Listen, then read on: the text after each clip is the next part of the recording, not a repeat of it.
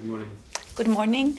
I am delighted to be in Copenhagen today for this informal General Affairs Council, and warm thanks to our Danish hosts for receiving us and for this very pertinent discussion today that will focus primarily on three topics that are interlinked between them.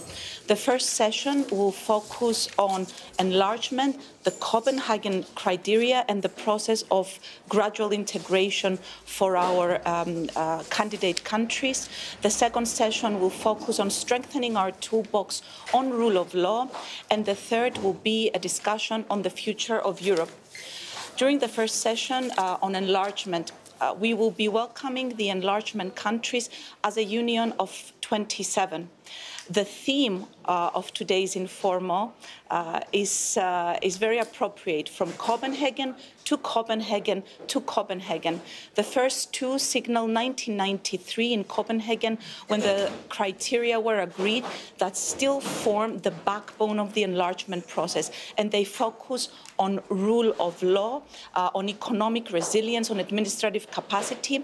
And these are obligations that candidate countries undertake towards each and every member state, together with other obligations, of course, such as normalization of relations, CFSP alignment, good neighborly relations. And 2002 was where the decision was taken for the historic fifth enlargement that saw 10 new member states accede to the European Union, together with Cyprus.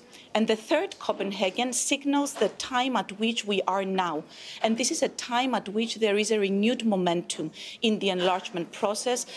It is absolutely clear that enlargement is a geopolitical necessity and a catalyst. Is about expanding the space of security and safety. And together we will discuss how the process of gradual integration can facilitate candidate countries in advancing in their accession negotiations.